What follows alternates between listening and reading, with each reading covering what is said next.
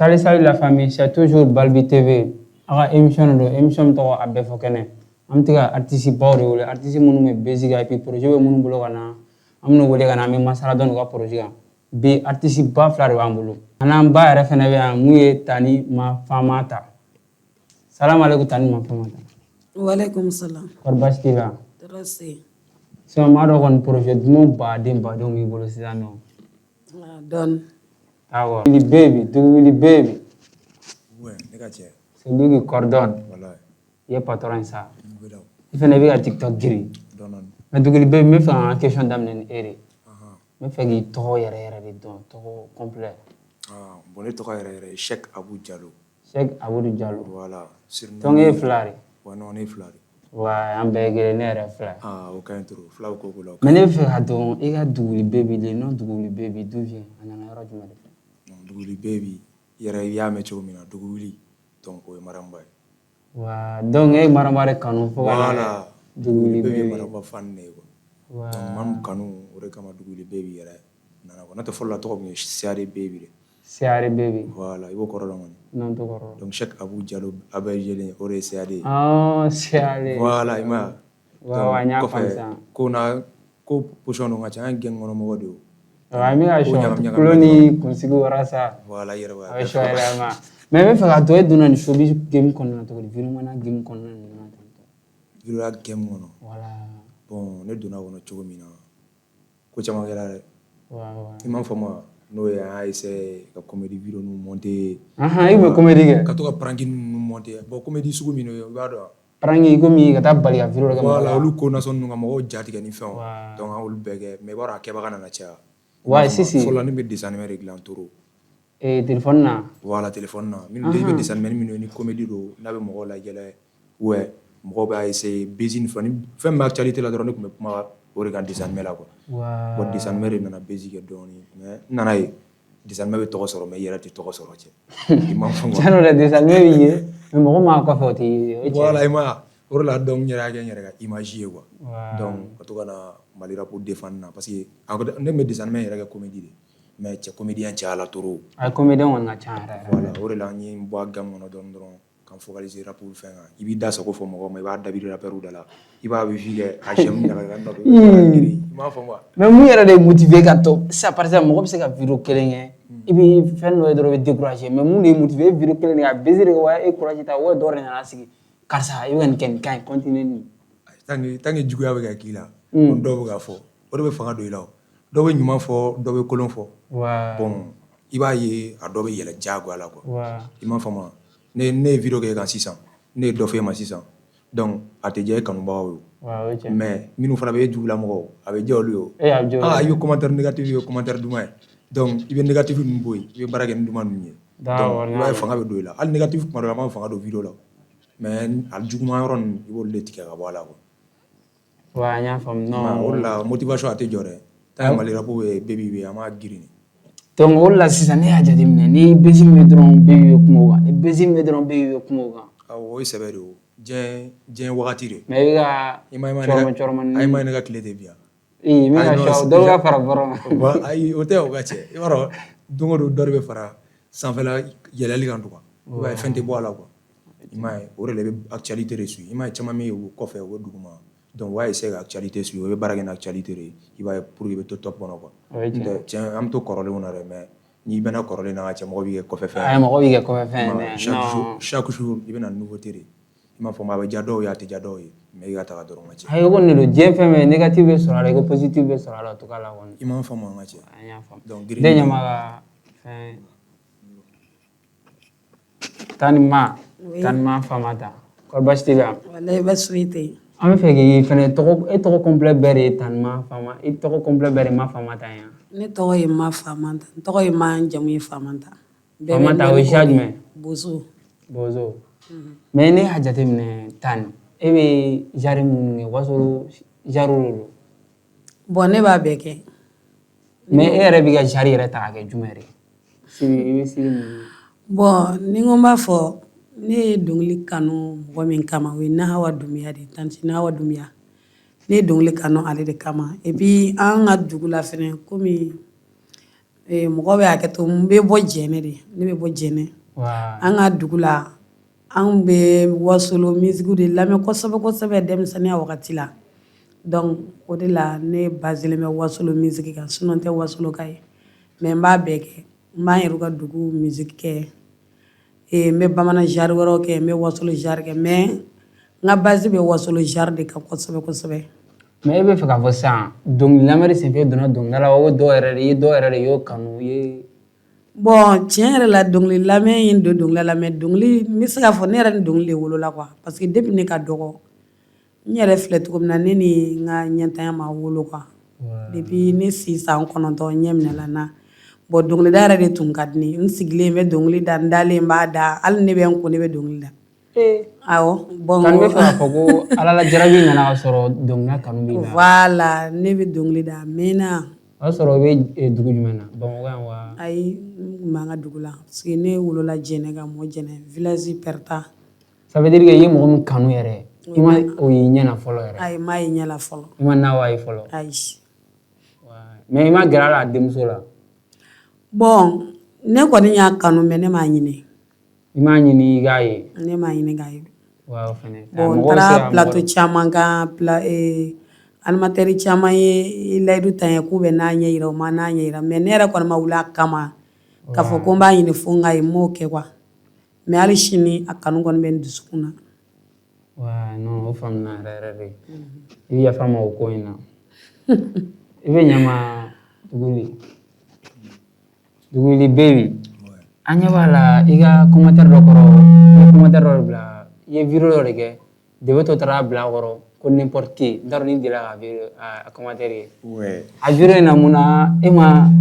ye ko jumɛn de kɛ Debeto la n'a ye nin lase e ma tan a ko e n'a réaction kɛra jumɛn. bon o kɛra plateau dɔ de kan question posé Debeto ni Iwan ka ko de la awɔ donc i b'a dɔn an ye dilajaw de ye non i bɛ wani kɔni ka ko la Mali rap la ko parti priorité mais i bɛ wani ka ko n'i yɛlɛla i bɛ wani sen kan dɔrɔn i yɛlɛla i sen kan voilà i yɛlɛla ni sen de kan donc u ye question ni fɛnw de posé donc ne fana ye hakilinata fɔ ne y'a bila Debeto la i m'a faamu donc comme vidéo ma diya Debeto ye Debeto fana taara commentaire bila Facebook sanfɛ pour commencer à inviter n'importe qui sur votre plateau n ka cɛ bɔra i ka cɛ dun filɛ n'i ka cɛ ka kalan vidéo ayi non ne y'a jateminɛ i ka kalan yɛrɛ ne mɔgɔ min y'a k'i la dɔrɔn o y'a sɔrɔ i bɔra ne ka commentaire ye dɔrɔn ka cɛ a cila ne ma dɔrɔn ko ok n ko sisan ka cɛ Debeto ye biya wuli ma cɛ o de la dɔrɔn donc a di ni Iwan cɛ bilen a bɛ ni e de cɛ Duguli baby cɛmaninw ɲɛma o de la dɔrɔn fana bɔra fana ye talakuni dɔ fɛ mais ne tilala ka Debeto faamu quoi Debeto mɔgɔ duman don n'a ye ɲɔgɔn ye yɔrɔ caman na bon an yɛrɛ ye kuma caman fɔ an ko la donc o kɔ a kumana kɔfɛ an ɲɔgɔn ye quoi an kumala yɛrɛ de mais c'est actuellement free non free zoro don ka cɛ an bɛ ɲɔgɔn bolo Debeto yɛrɛ n ka jɔyɔrɔ sisan i m'a faamu a dan de don Debeto king dɔnkili da dɔrɔn mais Selema a b'a bila kɔrɔ la de quoi i m'a faamu ayi a bɛ kɔrɔ wɛrɛ Debeto ka jugu kɔrɔ ma trop i m'a ye Debeto u b'a wele ko anti légend bon a k'o de dabila Debeto king fara légend na légend africain to ye voilà mais o b'ale Debeto de wele ko anti légend o b'ale de wele ko anti légend donc a bɛ fɛ k'a fɔ k'a bɛ légende contrôle la voilà kuma dɔw u b'a essayer k'a bila a la quoi n'an dun ka cɛkɔrɔba dun filɛ a ma ɲinɛ mɔgɔ tɛ se n'a dɔnkilida la ayi non i t'a dɔn k'i b'a bɛ se dɔnkilida la f'i k'a sɔrɔ studio kɔnɔ wallahi bi donc n'a bɛ studio kɔnɔ n'i t'i sigi yɛrɛ de bɛ sɔn a n bɛna min f'i ɲɛna Américains de ye dɔnkili da i n'a fɔ rap bɔra Amérique de mais i b'a dɔn Amérique dugukolo ma mɔgɔ tɛ se n'i bɔ wani yan i b'a ye sisan i bɛ denmisɛnninw ye sisan i b'a tɛ se dɔnkilida la i b'a tɛ se dɔnkilida la ala kama u tɛgɛ ta u ka taa studio kɔnɔ mais ne yɛrɛ b'a remarqué denmisɛnninw bɛ bɔ c'est à dire que i ka projet labɛnnen i yɛrɛ faga i ka flow labɛn nana di ban couplet kelen dɔrɔn d'a ma wallahi bila i b'i da falen caba dɔɔni i ma b'a fɔ ko non ko sili kelen n'a dabila sili kelen ni u k'a ɲɔgɔnna kɛ n'o tɛ k'ale ye diriti masa ye diɲɛ bɛɛ est ce que sisan actuellement sisan denmisɛnninw mago tɛ i k'a f'i ka flow kɔnɔ n bɛ biɲɛ min n bɛ marifa ci n bɛ faga n bɛ nin kɛ est ce que sisan denmisɛnninw mago t'o de la parce que n'i ye denmisɛnninw b'a fɔ i tɛ se parce que olu b'a fɔ minnu bɛ se olu y'o genre de kɛ o tɛ fɔ la tuguni voilà ne yɛrɛ bɛ k'o remarqué Delinka musique i bɛ ka Delinka rappeur jumɛn la n'u bɛ ka palais fɔ a dɔgɔ sisan l'enfant noir kɔfɛ e ɲɛ b'a jɔn de la taa drogue ta i k'a fɔ ko non n bɛ bɔlɔn kɔnɔ n b'a kɛ tan i ka taa palais ta i bɛ poto jugu de ta sisan i bɛ dɔnkili de da parce que fɔlɔ la maliyɛn tun ɲɛ ma yɛlɛ an tun bɛ taga ni mɔgɔ min ko non carré kɔnɔ n ka cɛ ne ye juin den 30 min n ye marifa ci mɔgɔ 100 la voilà o de fɔ ma ka kulusi yɔrɔ ka Delinka kunkolo k'i kun mɔgɔ 1 2 bɛ tugu u bɛ taa concert kɛ mɔgɔ bɛ taa quoi mais sisan an bɔr'o la dɛ ne yɛrɛ b'o de jateminɛ parce que u b'a fɔ ko Iba tɛ se ne bɛ to k'an yɛrɛ question ne ni Iba ka sɔn na mɛ ne b'a ye a bɛ rythme suit ni kɔni ko n'i ye thème d'a ma a bɛ kuma thème fɛnɛ kan mais ne bɛ n to ka n yɛrɛ questionner o ma mɔgɔw mago bɛ jumɛn la k'o de fɔ a ka dɔnkili kɔnɔna na. N dabali ma ban ayi i bɛ taa sɔrɔ o mago bɛ n t'a dɔn an ka o to yen sa an ka misaliya ta Jay-Z kan Jay-Z bɛ dɔnkilida la k'a dɔn hali Iba1 t'a dɔn k'a bɛ don dɔnkilida la i bɛ taa an ka kɛ hali o y'a sɔrɔ Iba1 yɛrɛ tɛ yen mais Jay-Z hali sini ni Jay-Z bɛ featuring kɛ Jay-Z b'a ka rythme de kɛ mais Américain bɛ Jay-Z respecté a ka style de don aw b'a fɔ Iba k'o bila Iba yɛrɛ o style Iba style falen nɔ a bɛ ka demander hali bi a bɛ top la Iba ni mɔgɔ ye fila i bɛ ka jɔn de ka sɔn k'a bɛ top kɔnɔ. Non mɔgɔ ka dɔgɔ sisan nɔ o tɛ million de vues kɛ la mais Iba il est dans le top i m'a faamu hali Iba1 sera yɔrɔ min na ni Mali rap ye hali sini Mali rap ma se ka tɛmɛ Iba y'a jɔ yɔrɔ min na mɔgɔ si ma se k'a tɛmɛ bon u bɛ baara de kɛ pour que ka tɛmɛ Mali rappeur ninnu sisan Mali rappeur a bɛɛ tɛ dɛ dɔnkilidalaw bɛ yen dɛ mais dɔw bɛ yen olu dan ye Mali de ye quoi Mali yɛrɛ tɛ Bamako walahi bi Bamako. E bɛ se ka exemple dɔ ta. Ne tɛ exemple ta mɔgɔ kan mais u dan ye Bamako de n fɔ min fɔ dɔrɔn n'u bɛ dɔnkili da u ka dɔnkili da. I bɛ yɔrɔ i ka kuma ne tɛ kuma latigɛ tɛ dɛ Sisi ne y'a ye Ivoirien ma sɛbɛn commentaire caman kɔrɔ k'an bɛ k'an ka artiste ba an bɛ ka digi sisan alors que olu b'a fɛ ka tɛmɛ an kan. N bɛna min f'i ɲɛna Imra n'a ka Imra delila k'a fɔ lui aimerait être au niveau même que Iba bɛ yɔrɔ min na a delila k'o fɔ o y'a sɔrɔ Sisi a ka plateau dɔ ka tɛ yan awɔ ne y'a vu Imra y'olu bɛɛ fɔ o y'a sɔrɔ Iba1 c'est à dire que rap tun tɛ Côte d'Ivoire Iba1 de tun bɛ n bɛna min f'i ɲɛna Iba1 de tun bɛ Côte d'Ivoire rap wari cɛ i m'a faamu o y'a sɔrɔ MC1 ni Wanda tɔgɔ la ka idole de Iba1 ye MC1 ninnu nana rap ale ni Suspect 95 Kifino Biti mɔgɔw ka sɔrɔ ka na olu de nana rap n'o tɛ Coupé Dégalé Zulukulu o n'u ka dɔnkili ninnu ko Piangan fɛn ninnu olu de tun bɛ yen fɔlɔ quoi u tun focaliser tɛ rap kan an bɛ se ka fɔ mɔgɔ min yɛrɛ nana Ivoirien yɛrɛ don k'a ka rap lamɛn Suspect 95 y'a daminɛ dɛ Kifino Biti mɔgɔw tun b'a kɔfɛ mais Kifino Biti mɔgɔw ni Suspect binnen dɔɔnin Imra de nana rap ressusciter tuguni hali Diribi mɔgɔw b'a fɔ Diribi tɛ rap kɛ o Diribi bɛ i n'a fɔ afro danse na Sisi awɔ n'i b'a lamɛn i bɛ dɔɔnin kɛ quoi mais Imra nan'u bɔ k'u don drill lamɛn na rap lamɛn la o y'a sɔrɔ Côte d'Ivoire Iba1 dɔrɔn de tun bɛ taa concert kɛ ale bɛ mɔgɔ wɛrɛw wele ka bɔ ka dugu la ka na concert kɛ Côte d'Ivoire o de ye tiɲɛ Iba1 bɛ ka diɲɛ trophée bɛɛ cɛ n'a bɛ ka n'aw sigi yan ko o tɛ se rap la olu ɲɛna ko Afrima bɛ sɔrɔ fu la non a tɛ sɔrɔ fu la Afrima 5 bɛ est ce que 6 tɛ o de bɛ Iba1 6 de b'a bolo sa 6 de bɛ Iba1 kelen bolo i b'a dɔn ko mɔgɔ min bɛ Iba1 suivre o jɔn Wizkid 4 bɛ Wizkid dɔrɔn de bolo Nigéria ka Wizkid kelen Davido ninnu ta b'o duguma de ka jigin Davido ni 2 de t'ale bolo Burna Boy 3 donc a tɔ bɛɛ b'o jukɔrɔ ka jigin donc an ka ban rappeur min na o de bɛ ka taa trophée baw ta ka na n bɛna min f'i ɲɛna o ka Iba1 min minimiser dɛ Afrima min b'i bolo a tɛ farafinna mɔgɔ si bolo Afrima in tɛ san i ka baara de b'a to i b'a baara de b'a parce que vote ale n'a sɔrɔ ni san don Diribi y'a ta sisan Diribi tun tɛ k'i moquer bɔ Imra la a wari min bɛ Wizkid min yɛrɛ kun ni san u bɛ taa san ou très bien i m'a faamu parce que ɲɛ b'a la caman taara fɔ non Iba1 y'a san de ou bien ko maliyɛn t'a trophée dɔn de o de la o y'a di Nigérien min maliyɛn musique lamɛn ou bien kuma tɛ ko maliyɛnw t'a dɔn a jɔ an k'a cɛ ka di nin ma Kendrick Lamar ye Grammy 5 ta su kelen est ce que u y'a lajɛ de ko a don ta bɔ tan u y'o de fɔ ko non ko parce que Kendrick Lamar ka fanu t'a dɔn a ye baara min kɛ o de don Iba1 album min bila double album o de ye fɛn ta Mon Empire o kɔ bilen a ma album wɛrɛ bɔ bon o k'aw fɛ non a ma album wɛrɛ bɔ fɔlɔ mais ne y'a mɛn ko son kelen bɛ son in kɔnɔna na ko o ye 2 ta ani Musangara fitinin ani Musangara ka yɛrɛ i b'a ko est ce que o de ye 3 ta o ye 3 de ta o ye 3 de ta donc album yɛrɛ sɔrɔla ka 2 ta son kelen trophée 3 voilà et puis fɛnɛ n bɛ ka yɔrɔ dɔ remarquer an ka artistes k'u ban o trophée in na don min na Eloy ne b'a Diribi de y'a kelen ta o taara danna ka k'a ka n b'o de fɔ Diribi de don n b'o de fɔ a taara moquer bɔ Imra la n'o fɛn ko mon frère tu n'as pas eu ko l'année prochaine n'a ye baara kɛ a b'a sɔrɔ c'est vrai o ye challenge in kan yɔrɔ farafinna i n'a fɔ Grammy min Amérique cogo min na dɛ farafinna Afrima bɛ ten de donc n'ale t'i bolo dɔrɔn ka cɛ m'a f'i ma baara kɛ dɛ donc trophée ba t'i bolo farafinna fɔlɔ quoi o ye tiɲɛ i m'a faamu mɔgɔ ba fɛn fɛn ka cɛ min bɛ dɔnkili kɔnɔ ka cɛ a bɛɛ dɔn t'a la n'i ye dɔnkili da n b'a fɔ n'i ma dɔnkili da dɛ n'i ye dɔnkili da de i bɛ classer a cɛ la n tɛ k'a fɔ k'i cɛ ka ɲi i ka musique jara o tɛ dɛ baara de don a baara kɔni i m'a faamu ka f'u ɲɛna u ka baara kɛ u ka kɔrɔ to yen kɔrɔ il a pris ne la prouver a tɛna foyi yira aw la tuguni donc a ye sira de dayɛlɛ ka yira ka Mali rap bila valeur la pour que aw fana kana baara kɛ donc n'a ye dɔnkili da aw bɛ yɛlɛ mais ne ye ko dɔ remarquer u b'a fɔ fɛnɛ ko n'i y'a mɛn ko denmisɛnninw bɛ bila kɔrɔ la ko kɔrɔ y'a diya dɔ parce que n'i y'a jateminɛ i b'a na gentillesse b'a la trop i ko gentillesse a bɛ ɲɛ mɔgɔ ma trop a t'i denmisɛnnin na wa n'a ye fɛn fɛn dɛmɛ k'o la wuli o de bɛ tila k'a ma jugu ye o artiste ka dɔgɔ minnu i bɛ fɛn fɛn k'a kɛlɛ a ɲɛnu bɛɛ ma ka tɛmɛ mais o de bɛ tila ka wuli a kama bon minnu y'o kɛ olu ye fitiriwalew de ye a kɔni bɛ wele ko fitiriwale n ka cɛ ma deli ka se i b'a fɛ yan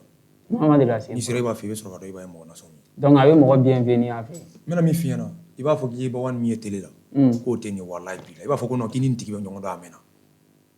C'est à dire ale t'a yɛrɛ fisaya mɔgɔ ma k'a fɔ non i nana i ye fan de ye parce que i bɛ taa sɔrɔ ni ne taara rappeur dɔ fɛ yen sisan donc star de don a bɛ sin k'a ka téléphone ta ka i sen bila ɲɔgɔn kan cogoyanin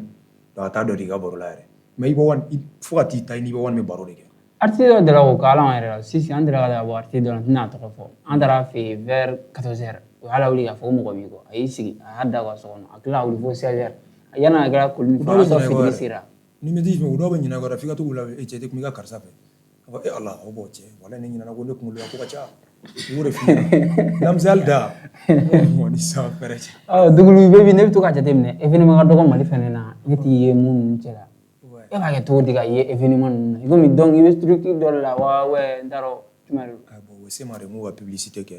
u b'a fɔ a ka di u ye n ka taa fana. I ka to ka événement na. Fɔ tɛ dɛ n ka cɛ ne ka publicité bɛ min kɛ bi na Mali média kɔnɔ mɔgɔ t'a kɛ. Non i ka publicité bɛ so ne yɛrɛ y'a o sɛbɛ de ye quoi parce que fɔlɔ la mɔgɔw tun bɛ taa média de kan i jɔ ka taga média kan n ka taa n ka concert publicité kɛ média yɛrɛ bɛ mɔgɔ la misɛn a yɛrɛ b'a dɔn. Ayi m'a fɛn caman ye o de la ko donni kan Duguli Baby an jigi an ka girin parce que ne filɛ tile kɔnɔ ne bɛ vidéo min bila ka ca ni 30 vidéo n ka cɛ 40 vidéo. Non i bɛ vidéo kɛ yɛrɛ tile kelen. Ne ma n'i ka publicité kɛ nin bɛɛ la hali n'i tɛ fɛ ka ye i b'a ye diyagoya la quoi. Awɔ ne tɛ parce que e yɛrɛ ka vidéo yɛrɛ bɛ mɔgɔ motiver. Voilà i jɔ n ka nin lamɛn fɔlɔ. Ne bɛ vidéo nasɔn bɛɛ kɛ a kɔrɔduga ta o a mɔgɔ ɲɛnama ta o a mɔgɔ lankolon ta o i b'a bɛɛ kɛ. a mɔgɔ lankolon ta comédie o a bɛɛ de bɛ ne ka vidéo kɔnɔ quoi donc i mana kɛ diyagoya la a bɛ ye quoi. O de la ne ye nin di ka concert ma n m'a fɔ n k'a tɛ ye a bɛ fa sa mais bɛrɛma jɛmani bɛ bɔ quoi fo ni mɔgɔ t'i fɛ quoi. Hali ne ye bɛrɛma jamana mɔgɔw b'a ye minnu tɛ fɛ k'a ye. Voilà minnu tun tɛ fɛ k'a ye o b'a ye diyagoya la i m'a faamu o de la caman bɛ n compter caman b'i jigi kɛ. Ko Jalokɛ ma ko ne yɛrɛ jigi b'a kan parce que ne yɛrɛ cɛ ye Jalo ye n'i ma kɛ n den ye i na kɛ n dɔgɔnin ye. A banna e y'an ba de. Duguli kan ka ɲa an bamuso ma dɛ walahi. N ka deli an bamuso ka vidéo mais à partir d'aujourd'hui fana. I bɛna a ka police kɛ. Ne yɛrɛ ye Madame Jalo de. Madame Jalo. Donc nin ko bannen ne ko nin ko bannen nin bɛ diya trop Duguli Baby. Non fana b'an se kɛ. N dɔgɔkɛ ye Lagare depuis a fɔra k'i bɛ kɛnɛ kan ko ne ale b'i dɔn trop a b'i suit. Voilà Lagare an tila an bɛ kuma ɲɔgɔn fɛ. Non o bɛ ɲɛ yɛrɛ yɛrɛ. Problème foyi t'a la. Non yɔrɔ ɲuman na ko ne si binna tɔ min na ɲɛma ka Tani kɔri baasi t'i la. Walahi baasi foyi tɛ yen. Tani komi n ka segin n ka question dɔ fana kan tuguni n y'a jateminɛ i ko k'i ye bozo ye. N ye bozo de. Voilà i ye bozo ye. N fankelen ye fila ye. A ye fankelen ye fila ye. Awɔ. I ye bozo ye i ni i sinankun dɔ fasa dɔ da la k'i mago bɛ mobili la. N'i y'a ye i tilala ka bɔ ka vidéo kɛ k'a bɛna mobili d'i ma n'o ye tile kelen sɔgɔma ye. Munna pourquoi i ɲɛsin mɔgɔ fila bɛ kɔnkɔn yan e ɲɛsin tile kelen sɔgɔma ka dɔ in to yen mun ye contre baro ye. Munna e y'a ye contre baro kariya de t'a la ka mobili d'e ma wa jumɛn? N fɛ k'a dɔn.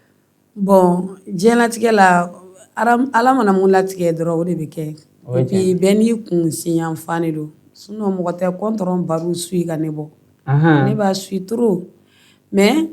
tile kelen sɔgɔma komi ale ye dɔgɔnɔ ye ne ye bozo de ye. Sinankunya b'aw cɛ. I m'a faamuya o ye kelen filanan fɛnɛ tile kelen sɔgɔma tiɲɛ yɛrɛ tɔgɔ ye Mamadu ne yɛrɛ y'a suili daminɛ est ce que a bɛ kalo kelen bɔ fɔlɔ.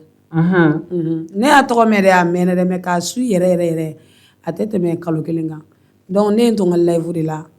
ne sina ka a fɔ ten tɔ n ko tile kelen sɔgɔma n ko a fɔra i bɛ ka mobili di mɔgɔ ma i ko marabatiga n ko ayiwa n k'i ka bozomuso bɛ yan n fana ye dɔnkilidala n ɲɛ tɛ ko la n mago bɛ mobili la donc ne y'o fɔ Momo de bɔra ka vidéo kɛ k'a fɔ donc k'a ye Momo wele ko ne mobili tigiyara donc a yɛrɛ fana bɔra ka vidéo kɛ k'a bɛ mobili di ne ma bon a ko kɔni b'o cogo de la sinon ne n'a ma kuma n t'a ka numéro dɔn. U ye mobili kuma fɔ Momo yɛrɛ ko mobili sɔrɔ ka ban est ce que mobili nana di tigi ma o y'a ye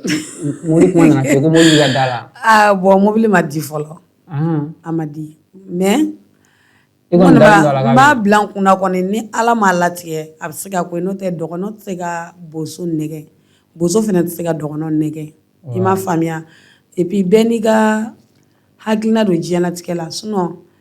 a bilali réseau kan tan k'a dira a bɛna di ko caman b'a kɔnɔ quoi hali n y'o de fɔ Momo ɲɛna n ko Momo ayiwa n ko diɲɛ kow ka ca dɛ k'a bila réseau kan tan permanent ko mobili sɔrɔ la ou bien mobili bɛna di n ko n'a dun ye temps ta a bɛ kɛ baara ye dɛ. A bɛ kɛ baara ye dɛ. Bon maliyɛnya la bɛɛ b'o kɔrɔ faamuya. A bɛɛ kɔni b'o faamuya. A mana bila réseau kan karisa ye mobili sɔrɔ mɔgɔ ɲi bɛ jama la jugu bɛ jama la mɔgɔ b'a fɔ k'i y'a sɔrɔ ka sɔrɔ a ma di tigɛ ma bon ne yɛrɛ dɔgɔkɛ filɛ lagare filɛ n'a bɔra fan o fan mobili mana fɔ la a ka mobili ma di fɔ la i m'a ye komi ne yɛrɛ tɛ bɔ nka ale min bɛ bɔ ale tɛ k'i jɔ ka da lajɛ ale min bɛ bɔ a ka mobili mana fɔ la parce que a bila ale réseau ka bɛɛ y'a ye hali an ka dugu mɔgɔ dama min ye ne wele a ka ca o b'a fɔ i ye mobili sɔrɔ ka sɔrɔ n ma mobili sɔrɔ fɔlɔ n k'a fɔra k'a bɛ di mais a ma di yan fɔlɔ a kɔni b'o o cogo de la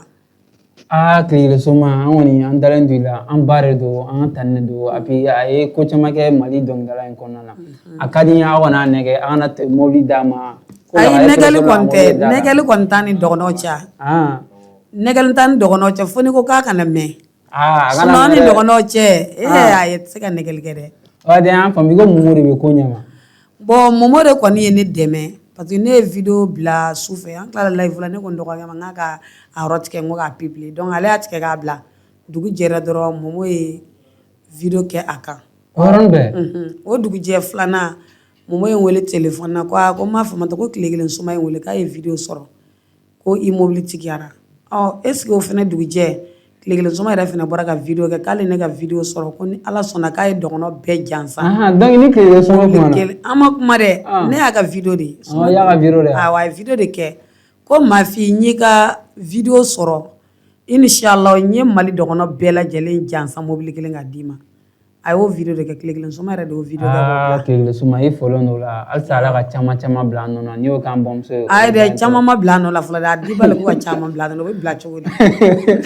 i b'a to n'a dira a bɛ caman bila a nɔ la mais n'a ye layidu ta a bɛ se ka kɛ a bɛ na fɛnɛ ta awɔ n kɔni dalen b'o la parce que janfan t'an ni ɲɔgɔn cɛ janfan tɛ boso ni dɔgɔnɔw cɛ quoi janfan kɔni tɛ an tɛ se ka ɲɔgɔn nɛgɛ cogo si la an bɛ se k'a fɔ de dɔrɔn a kana to a ka mɛn n'o tɛ k'a fɔ k'a t'a di kɔni non a b'a di tile Soma ne kɔni ne sinankun t'i dɛ mais ko n'i ma na n'a ye k'a b'i nunjuru sama o ye mun de fa awɔ n b'a sama ta ye ou bien n k'a feere ni y'ale yɛrɛ feere a sɔngɔ bɛ mobili sɔrɔ n'o faamuna Tani ne deli k'i ka video dɔ fɛnɛ ye i bɛ ka collage dɔ kɛ Musangari ka fɛn dɔ la n t'a dɔn Musangari delila ka k'i ka idole ye ka tɛmɛ wa parce que Musangari fɛnɛ b'i ka genre kɛ i bɛ genre sugu min kɛ Wasolo mɔni ni fɛn ninnu bon Musangari ta in o don fɛnɛ an tun bɛ répétition de la ne ka ngɔnifɔla artiste kɔrɔbaw de ka d'ale ye kosɛbɛ ale de sinna k'a fɔ ko ne ka Musangari ka dɔnkili dɔ da donc ne ye dɔnkili in da a ko k'an k'a publier donc an y'a publier Musangari yɛrɛ ye ne ka numéro ta a ye vocal ci n ma ko ale kanubaga dɔ bɛ yen nɔ Wasolo k'o ye 5000 di ko k'a ci ne ma a y'o 5000 ci ne ma donc o de tɛmɛna ni ɲɔgɔn cɛ Tani Musangari ne y'a mɛn k'a kɔnɔ jɛlen don dɛ bon a kɔni ka numéro bɛ n bolo a yɛrɛ de ye vocal ci n ma a ye n wele k'a ma n sɔrɔ donc a ye vocal ci ko n ye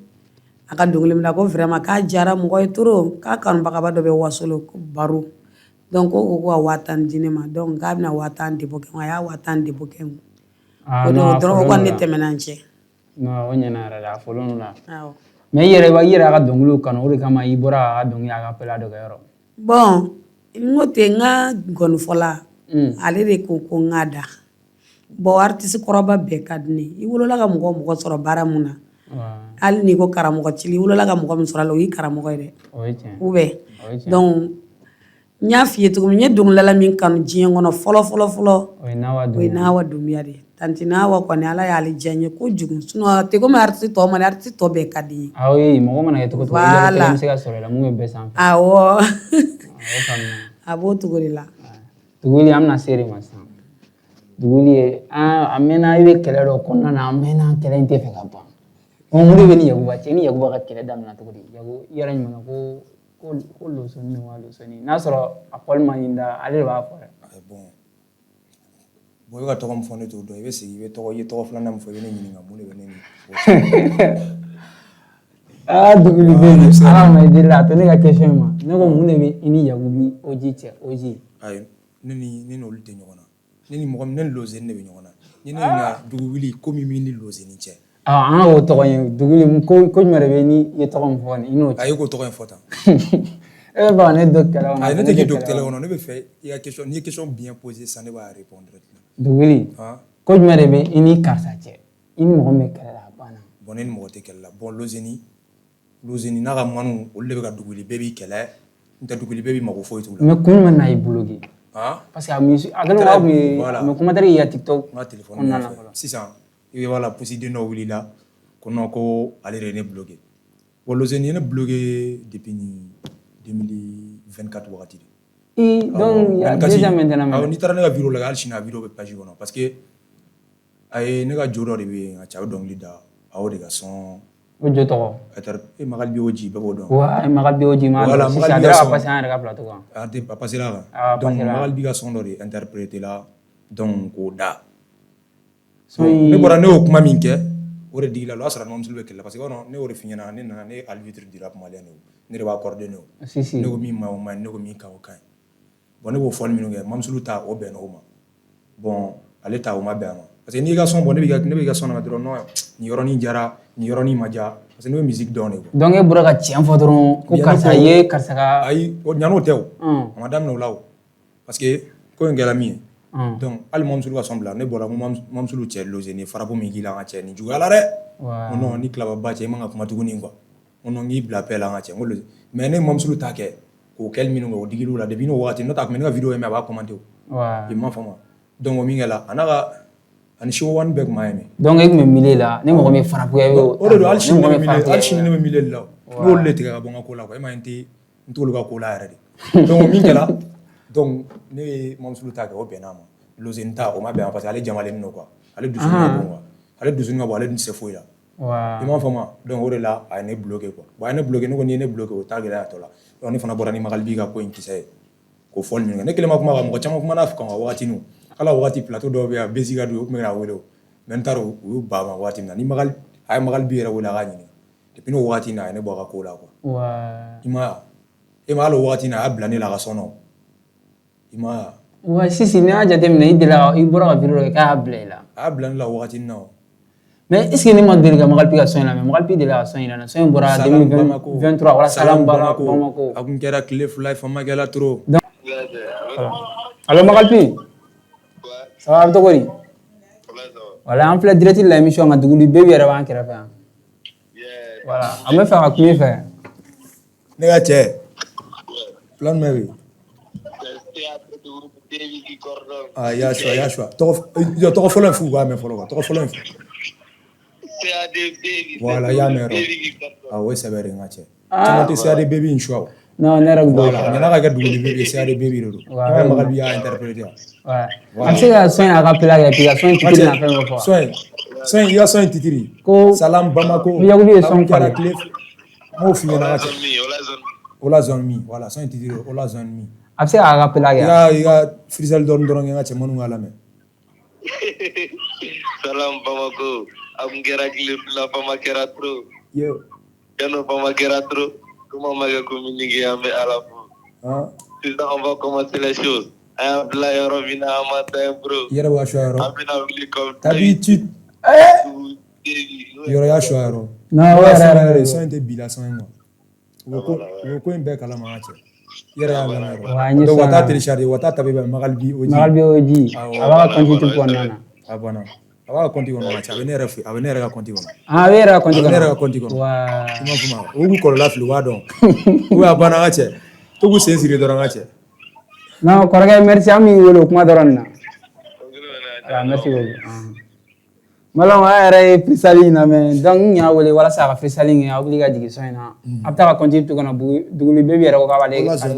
voilà a bɛ yen ko Ola Zone Mi a ka taa ka son télécharger a bɛ a ka abonné a ka compte YouTube la fɛnɛ voilà mais Duguli Baby ne bɛ fɛ k'a dɔn e fɛnɛ i ni Mamusul yɛrɛ relation in bi jumɛn de parce que il y a ka pipe trop hali ka jouer concert il y a pipe trop même Mamusul ye compréhensive de ye sa a hakili kɛ i b'a dɔn ne filɛ nin ye n'i ma ne faamu dɔrɔn i bɛ ne kɛ mɔgɔ jugu ye quoi ne bɛ kulonkɛ de kɛ quoi bon kulonkɛ ale m'a faamu mais olu fana ka élément y'a tɛmɛ a dan kan o de la n ye n ta juguya o de la n ko n'u tɛ diya tuguni n'o tɛ ne tun ye kɛlɛ bila so mais Mamusul ne b'ale ta kɛ cogo min ne bɛ Mamusul ta kɛ ten n'o tɛ Mamusul ye son yɛlɛma mais mɔgɔw y'a kuma fɔ a ma digi Mamusul la a ma digi a la a sufɛlɛma ma ɲi Amigo Zombie o ye fɛn ka son de ye o Wizkid ka son de ye Sisi ne yɛrɛ mɔgɔw y'a kuma kɛ a ma foyi Mamusul ma jate a ma foyi i m'a faamu mais ne ni Mamusul filɛ n bɛ message caman ne ni Mamusul yɛrɛ ɲɔgɔn Mamusul ye ne ka numéro ta wa n yɛrɛ y'a ka numéro enregistré concert sera a y'a ci ma donc an ka concert publicité kɛ girin dan mais i b'a dɔn ne y'a ye hali an bɛ ka kuma mun kan sisan Yakubu hali a ka concert fɛnɛ tɛmɛnen i y'o fɛnɛ pipe kan o ka di ne kun bolo aw jara de i b'a dɔn a yɛrɛ wa y'an kun jara mais élément de y'a kojugu ye i n'a fɔ ja tɛ dɛ parce que ne b'a dɔn concert ye fɛn mun ye quoi concert organisation ka gɛlɛn i ka poto ta o y'a kɛ a yafa deli wa n fɛ wa parce que mɔgɔ dɔw seginna dɔw ma segin bon n'i y'a ye kɛlɛ in juguyara i b'a ko de don bon donc n'a yafa deli b'a fɛ i b'a fana y'a publier aw y'o y'a lajɛ o de nka caman o bɛ i b'a ye président de ni président ko min dɔrɔn premier ministre olu b'a exécuter de donc o de la donc an fana y'a k'a kɛcogo la quoi bon an fana welela mɔgɔ dumanw fana dɔw ye n wele hali minnu b'a ka ko ɲɛfɛ donc du wuli a da nin ko in kan n ka cɛ 2 millions d'abonnés de b'i bolo a ka fanu dɔw b'a la i yɛrɛ i kanubaga dɔw b'a la mɔgɔ kelen artiste kelen ka fanu tɛ siwi quoi bon ni kɛlɛ nin bɔ nin kɔnɔ quoi i m'a fɔ conseil caman dira o de la an fana wulila n y'a fiche ta dɔrɔn ka vidéo kɛ quoi o bɛɛ la ɲɛ b'a la lalumaw min na i da bɔ an ka concert ko la a bɛ ta a b'o ta aw y'a commentaire yɔrɔ tiɲɛ ne système mun kɛ i m'a ye Pipa Jongi ka jama ya wa Pipa non i ye plus kɛ o la i ye fort yɛrɛ furu la Pipa yɛrɛ a ka manu yɛrɛ o se kɛ mais u yɛrɛ y'a ko ɲɛ o ouais m'a fɔ ya n'u fanga bɛ na wa ni fanga tɛ na o yɛrɛ y'a ye non y'a m'a fɔ an bɛ se k'u ka concert datugu k'a bila o la fɛn bɛɛ mais ina la ne yɛrɛ tila ka ca n'i y'a kɛ dara de quoi parce que poto dɔ ta CICB la n cinquantenaire la o poto in dogo ko in conseiller o ko in conseiller donc o de tun bɛ ka taa kɛ palais de la culture la artiste kɔni bɔlen cinquantenaire la kɔni ka taa palais ta kɔni n'i bɔra belebeleba ka na fitini na bien i yɛrɛ b'a dɔn c'est que ça va mal quoi o de la ne y'a essayé ka ko dɔ kɛ a bɛ ja kan quoi o de la n y'a da kan donc k'a dabila ne ye concert fo ka fɔ n'i taara n ka concert la a bɛɛ na kira cɛ n'an t'i bon fara ye mais est-ce que ani BG ka classe fɛnɛ ma se a ka cinquantenaire kan cɛ o fara la dɛ n ka cɛ bɛɛ tun bɛ BG kɔ i b'a dɔn n bɛna min f'i ɲɛna i bɛ wa ni mɔgɔ dɔ ye quoi i b'a tɛ kɛlɛ quoi n'i yɛrɛ y'i miiri i b'a ka parcours la duwawu ni barika min i b'a bɔ ayi non a sɛgɛnna dɛ a ɲɔgɔnna caman ye juru kun bila i b'a parce que i b'a dɔgɔya i b'a yɛrɛ bila i b'a tɛ kɛlɛ kɛ ne y'o jateminɛ e ka bɔ sisan e k'a fɔ ko non ko i b'a bɛ tan yanni sini cɛ i b'a ye dilanjɛw bɛ min da i kan i yɛrɛ b'a dɔn quoi i b'a yɛrɛ tɛ kuma i b'a yɛrɛ bɛ dilanjɛw de la a da kan walayi bila mɔgɔ ka mɔgɔ kɛlɛ i b'a tɔgɔ la i b'a tɛ sɔn a ma a b'a f'i ka dabila non i da kan ala b'a sara quoi a b'o de fɔ i ɲɛna dɔrɔn quoi mais an tɛ se k'an sigi k'a lajɛ an fɛnw bɛ ka manamana k'a ko kɛ quoi depuis n'an ka dɔgɔnin n ka cɛ ne ni n terikɛ dɔ an hakili b'a la denmisɛnninya kɔnɔ o y'a sɔrɔ an ka dɔgɔ i b'a yɛlɛmalen an ka yɔrɔ la kalama n ka cɛ an bɛɛ taara mais ne terikɛ a y'o de tɛgɛ minɛ an terikɛ b'a tɛgɛ yira n ka cɛ n tɛgɛ bɔra i b'a de bolo sisan n tɛgɛ bɔra i b'a de bolo non ala ni mɔgɔ si ma ko parce que a bɔra i b'a bolo walayi bilayi awɔ k'a bɔra i b'a de bolo sisan a t'a tɛgɛ d'i ma i ma tellement kanu bɔ n kojugu walayi bilayi o y'a sɔrɔ a bɛ taa i b'a fɛ yen ka cɛ b'a fɔ i b'a bɔra n ka cɛ b'aw sigi ka ca i b'a ye aw ɲɛna a bɛ taa sini a bɛ na i b'a dɔn denmisɛnninw anw bɛ ban ka taa ekɔli la ka taa sigi i b'a ka da la kanu bɔ n kojugu i b'a ye n'an kɔrɔbaya n'ala bɛ ka ko dɔ gɛrɛ an ni ɲɔgɔn cɛ an tɛ se k'an sigi fana an fanu denmisɛnnin nɔgɔlenninw fana ka na essayer k'u bɛ manamanakan fɔ i m'a fɔ ma tiɲɛ don caman bɛ k'i profiter o bezini na k'a fɔ i b'a tɛ se ne yɛrɛ jateminɛ an ka kɛ i b'a tɛ se sisan i b'a tɛ se o mais trophée min b'i bolo a m'a sɔn ayi non a m'a sɔn baara de y'a s'a ma bien baara de don quoi ni an ka kɛ sisan i b'a ni mɔgɔ caman génération caman wulila ɲɔgɔn fɛ mais mun ye i b'a bila ka taa trophée ta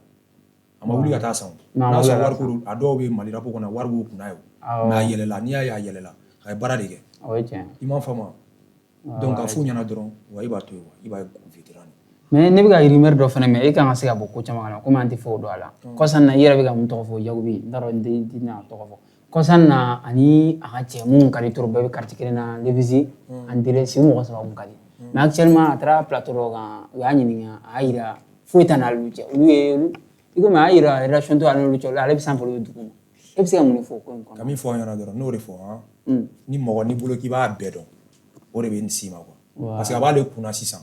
ale b'a bɛɛ dɔn ale bɛ bɛɛ ɲɛ o de ye nin ye o e ni mɔgɔ minnu y'a daminɛ o fɛ e taara sigi mɔgɔ minnu na e binnen mɔgɔ minnu bɛ k'i dɛngɛ kɔrɔ e bɛ sin ka t'i sigi plateau kan nɔ k'i t'olu dɔn n'o de fɔ Lévizi fana bɛna min f'i ɲɛna Lévizi ka dɔn ta ka bon trop an ye sigida duurunan mɔgɔ don an tɛ ɲɔgɔn bila ɲɔgɔn lɔridu ka ko la bɛɛ kuma ye ne tun bɛ tarape Lévizi kan cogo min na ne b'a bila Lévizi la i m'a fɔ ma don dɔ dɔrɔn ne ye n to n yɛrɛ ma dɔrɔn ka message ci Lévizi ma TikTok kan a yɛrɛ sina ka ne répond vocal la ten ne yɛrɛ bolo a ye dɔgɔyali de kɛ ne mɛna ɲa ne ka don a kɔnɔ i bɛ ka mɔgɔ min kɛlɛ i ye message ci o ma a message ci ma a sina ka dugu wuli i b'a ka cɛ ko in bɛɛ b'i bolo ne yɛrɛ cɛ n ko mɔgɔ duman ne yɛrɛ ko ten babo in ko non cɛ ye mɔgɔ duman de ye n ka cɛ u b'a fɔ k'a kɔnɔ jɛlen k'ale ka concert dɔ bɛ yen n ka cɛ k'an k'o publicité kɛ i ma ye bon a y'a bila kunna TikTok ko nin ye bezi de ye quoi bezi de ye waritigi ni kunkuru de don quoi n ka cɛ diɲɛ fɛn bɛɛ bɛ ban quoi n'aw fɛn kɛ depuis n'o don n ka cɛ ne fana ma kulonkɛ Lévizi ka ko la ne ni Lévizi mana ɲɔgɔn ne y'a wele a b'a ta fɛn bɛɛ an mana ɲɔgɔn yɔrɔ o yɔrɔ la a bɛ girin fɛn kulonkɛ mɔgɔ don quoi i m'a fɔ ma ka taa ye e nana bila o la Lévizi na kuma tun bɛ Mali rappeur bɛɛ ɲa lɔridu awɔ et puis n y'a jateminɛ Mali rap kɛ cogo bɛɛ la i b'a fɔ Amérique clip ni Blues bɛ cogo min na très bien ka kɛlɛ ni fɛnw kɛ ka motivation créer ka rap la bɛɛ n'i ka drapeau bɛɛ n'i ka kan ni Bleu ka concert bɛ Bleu bɔ n'u ka concert ye ni Rouge ka concert Rouge bɔ n'u ka concert u y'u ka san kelen n'o dɛ mais u y'a marqué quoi et puis follow ni ngi artiste di yani ga dongo ni nga fani ma ni mais sisan olu ka tile la i me drapeau bolo ba don ni voilà a wakati ne ma bla Lévis la on ne zuga dine na lordu na ko lordu kun de artiste fente ala ga hinala mais ne kun lordu fana kun musique mene chin Lévis a wati parce que lordu ka di wa lordu ba nga woro la ko i ba bla la no wa fen al ne nga petit ndo bla la nga ci wa tabe kuma be mais Lévis la ga e foy ni kulangare ni game la nyagari ma fon wa ke no futa yo aga mo gore na jul jale yom bege mo ti la me isigi Lévis era ti don mu wayo mais Lévis la ga ke zoro e foy kala na ye me kana ni kuma yo kala na ye e no Lévis me move i fɛn bɛɛ yɛrɛ ko mayamugu i dɔgɔninw nana bile ta a bɛ taa ko ta a bɛ vi fɛn bɛɛ aw taara émission la ɲɔgɔn fɛ a bɛ taa concert kɛyɔrɔ la ɲɔgɔn fɛ don dɔ dɔrɔn e ka sin ka bali ka yɛlɛma an ka quartier la mɔgɔ fɛ mɔgɔ ya c'est à dire que min ka d'ale ye dɔrɔn i b'a dɔn golongoloba i bɛ golongoloba dɔn jɔ ye golongoloba de ye sukoro bɛ yɔrɔ o yɔrɔ ale bɛ taa yen donc golongoloba tɛ sigi yɔrɔ min na cɛ duman tɛ yɔrɔ min dɔrɔn golongoloba tɛ taa yen mais bibi in na a bɛna min f'i ɲɛna n ka cɛ Bamakɔ kɛr o y'an ka yɔrɔ de sigida 4nan de Bamakɔ kɛr ye sisan n'i bɔra ni ma se manu yɛrɛ sɔrɔ a zu kɔnɔna la i ma se quoi ye ne Bamakɔ dan ye sisan i m'a fɔ a bɛɛ bɛ yen o i ma wozo yɛrɛ ko ni wari sɔrɔ n bɛ taa golf kɔnɔ wozo fɔ dugu fɛ n b'a golf kɔnɔ i m'a fɔ ma donc a f'i ɲɛna ko in bɛ ten de quoi a taara i sigi bon a filila yɛrɛ ma donc komi ani cɛ tun bɛ ka move a sina k'i jugu kɛ a terikɛ kɔrɔ ye o de man ɲi quoi i ni mɔgɔ jɛna ka kɔrɔ kana bila a la quoi n'o tɛ ni bila la mɔgɔ y'a k'i ye ka tɛmɛ a ka fisa n'i ye quoi parce que ale ye ko k'a ye parce que hali ani Lévis ka kɛlɛ kɔnɔ o taara Lévis ɲininka ko n ka cɛ k'i bɛ lozeni dɔn a ko ouais n'ale ye classe kɛ n terikɛ yɛrɛ de don n t'i to yen n ka karabi kɔ voilà o fɔ fɛn mais ka taa yen e bɛ t'i sigi là où à chaque que je suis là ne bɛ échelle kun de la ne tɛ karisa dɔn quoi o de la ne fana t'a dɔn a bɛ ka fɔ ne t'a dɔn ne t'a ka musique dɔn ne b'a ka musique ne bɛ bɛnna ne b'a fierté de quoi i n'a fɔ ne bɛnna ne ka vidéo n y'a san n y'a kɛmɛ n y'a bila ka taa quoi ne bɛ son de bɔ walahi n t'a ka son télécharger so ne deli ka ye TMA plateau kan a bɛ k'a fɔ ko ale ni Yanpo ni Lévis bɛna EP dɔ bɔ EP an ko mɛ o mɔgɔ saba dɔrɔn o don ne vidéo waati i b'a dɔn o waati o y'a sɔrɔ ne ni Lévis t'a la o waati ne ko ten n ko karisa o y'a sɔrɔ ne n'a ka di o sɔrɔ ne ko karisa n'i ye vidéo kɛ ni Lévis ye n ka cɛ walahi bilahi n'i bɔ n ka ko la fo dɔw a fɔ n dɔ y'a bila bɔ ala kɛ ne bɔra la o t'a bannen yan i m'a faamu o waati o y'a sɔrɔ a ka di o mais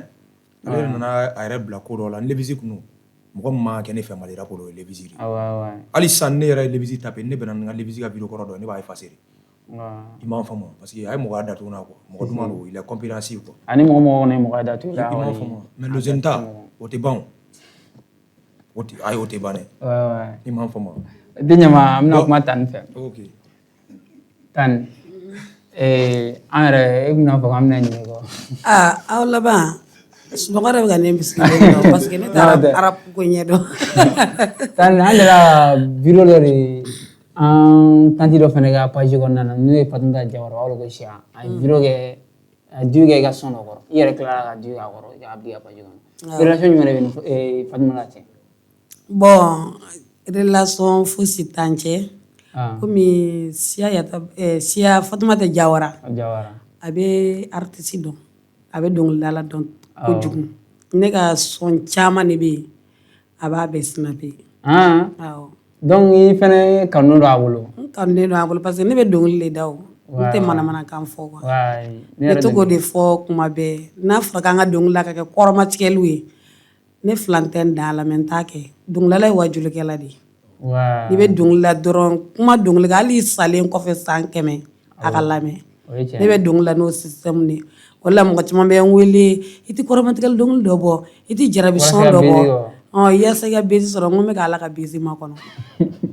ni ala ko n bɛ bezi sɔrɔ don o don mɔgɔ tɛ se k'o bali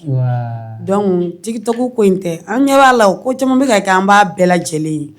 i m'a faamuya a tɛ bɔ karila ka ntɛnɛn sɔrɔ baara kɛ dɔrɔn mun bɛ to i kɔ i ɲɛnama n'i salen a bɛ to i kɔ o de ye baara ye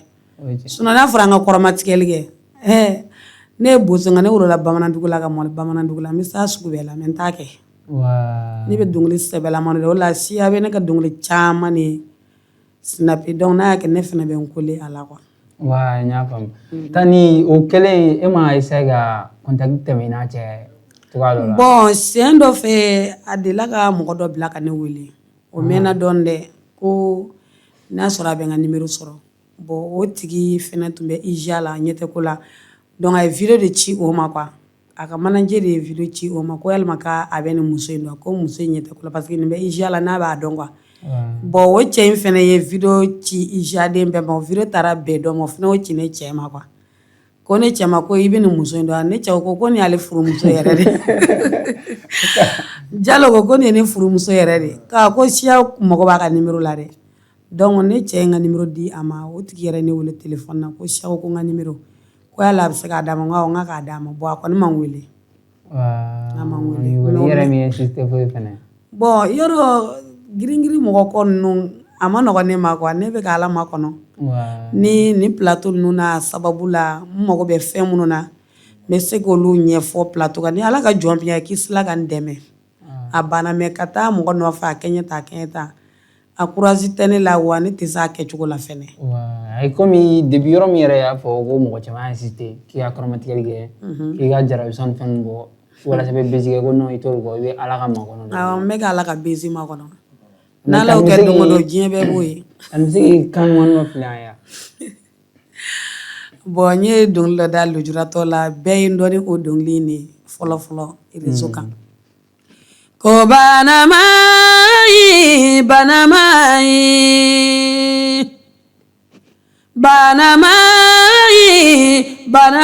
ne lujura banayi degunju ye nina ko banamayi ala ko ɲɛfiye ya banamayi tulogere banamayi namara ya banamayi bobo ya banamayi elojora banayi degunjugu ye nina ko banamayi fataya banamayi amali demu banamayi mulugu banamayi elojora banayi degunjugu ye degu min bɛ lujuratɔw kala iye ma fama ta bɛ dɔɔni fɔ la lujuratɔ mana kɛ duba kɔnɔ la duba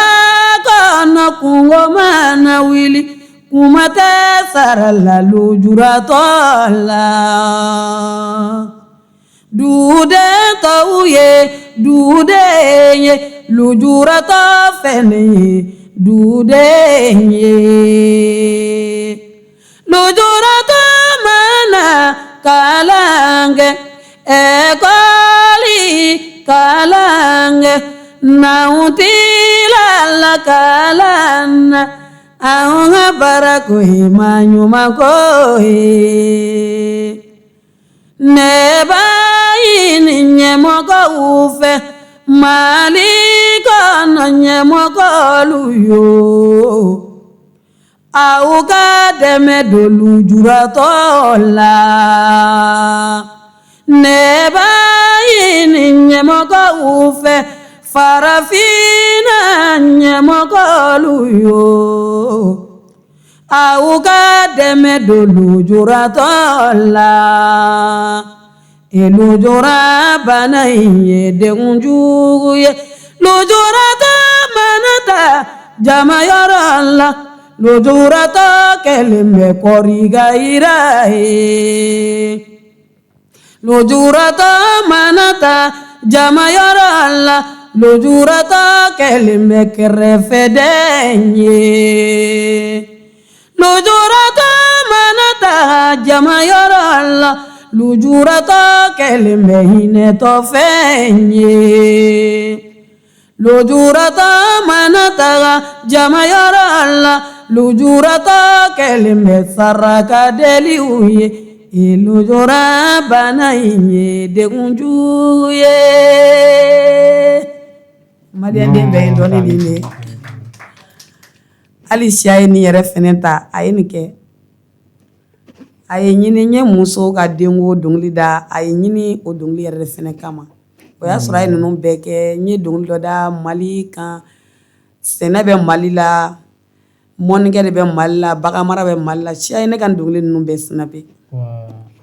n'aw bɔra dɔnkili min da na a ye mɔgɔ miiri diya ne yɛrɛ bɛna kasi wala ayi an kana kasi ni ye lujuratɔ ka message de lujuratɔya ka jugu fo ka taa fɔ k'a ka jugu degun camanba de b'a kɔnɔ mais ne yɛrɛ bɛ fɛ k'i ɲininka o kɔnɔna yɛrɛ la n'a sɔrɔ i bɛ se k'i da don degun dɔ kɔnɔna na i ye degun minnu sɔrɔ a kɔnɔna na mɔgɔ côté ni mɔgɔw ye fɛngɛ ni minnu kɛ a histoire fitinin bon ayi o tɛ kɛ n ma baasi ye ko kɔmɔ bɔ kun ye dɔnko ye n'i ye ɲininka n b'i jaabi ne yɛrɛ filɛ ne ma fama ta ne ni lujura in ma wolo i komi n y'a f'i ye kuma daminɛ la ne bangene san 9 ne ɲɛ minɛla n na ni n dɔgɔkɛ mun dalen don n kan nɔ na donc o kɛra ka sɔrɔ o bɛ san 7 na an bɔtɔla finikɔrɔ la kɔda la tilegan fɛ donc ne sen in dimi ale kunkolo y'a dimi a kɛra mercredi jeudi vendredi ne wulila ka sɔrɔ ne ɲɛ minɛla ale fana wulila ka sɔrɔ ale daminɛla a la kɛra bobo ye bon ale de dalen don ne kan hali sisan a bɛ n fɛ Bamakɔ yan nɔ donc parce que lujura ka gɛlɛn mun na ale yɛrɛ ye muso 2 bɛɛ furu muso 2 ninnu bɛɛ tagara u ma taa k'u t'a fɛ dɛ mɔgɔw de y'u su k'u ka taga ko parce que k'a tɛ kuma ka sɔrɔ n dɔgɔkɛ filɛ a tɛ kuma mais seli heure tɛ tɛmɛ a kan a bɛ baara kɛ a bɛ wari sɔrɔ a bɛ sun a bɛ seli donc lujuratɔya degun caman b'a la mais ne bɛ Ala fo ka Ala barikada parce que n'i kɛra lujuratɔ ye n'i somɔgɔ kɛrɛfɛ ou bien balimaw kɛrɛfɛ i tɛ se k'a gɛlɛya fɔ bɛɛ k'a fɔ bi ma fama ta o ye ne baden dɔgɔkɛ in ye lagare min sigilen filɛ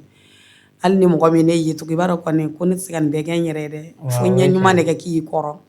i mana kɛ togo togo la ni ɲɛ t'i kun fo ɲɛtigi ɲɛnama dɔ ka k'i bolo min b'i bilasira a kɛ tan k'i ka habillement i ka fɛn bɛɛ quoi sinon ne mɛnna dɔnkili la kɔnɔ ne ye dɔnkili la ka sɔrɔ lagare ma bange ka na diɲɛ kɔnɔ mais bi ale de kɛra n ka sababu ɲuman ye ka se ka n lase réseau kan bɛɛ ka n dɔn bi ma fama ta ala sababu lagare sababu quoi sinon n bɛ dɔnkili da bon degun caman kɔnɔ hali bi a degun belebelebaw bɛ u ma ban mais alhamdulilayi bi n bɛ ka balo n ka dɔnkili la dɔɔni dɔɔni sinon ni n bɛ taa fɔlikɛyɔrɔ la mɔgɔ ka sumu na minɛn tɛ n bolo halisa bafulu ninnu hali sini ne b'a hali dimanche tɛmɛnen ne tun bɛ ɲamana kɔɲɔ sumu na ne bɛ minɛn louer de ka tila tuguni n bɛ taxi de ɲini fɛnɛ ka minɛn ta k'o aller retour sara hali sisan o degunba bɛ n kan o de la n bɛ mobili ko la parce que dɔw yɛrɛ b'i ta ɲɛnajɛ la n'i ka prix fɔ minɛn louer wari ni minɛn passer aller retour ka tila kɛnɛ dɔw ka di dɔw man di n'i nana prix fɔ fo k'o ka ca dɔ y'an ta kɛ o y'a kɛ nin prix la dɔ ye nin ta kɛ yan fɔ ta kɛra tantɔ alors que mɔgɔ tɛ kelen minɛn bɛ artiste dɔ bolo a tɛ dɔ bolo e ka minɛn louer ka wari sara ka taa passer sara ka tila tuguni bɔra a ma nɔgɔn quoi bon ka lagare to école la don dɔ la de ye jeudi donya fɛ a bɔra école la ka n'a sɔrɔ ne bɛ dɔ ka kɔɲɔ ɲɛnajɛ la a ye n ye dɔnkilida la de ko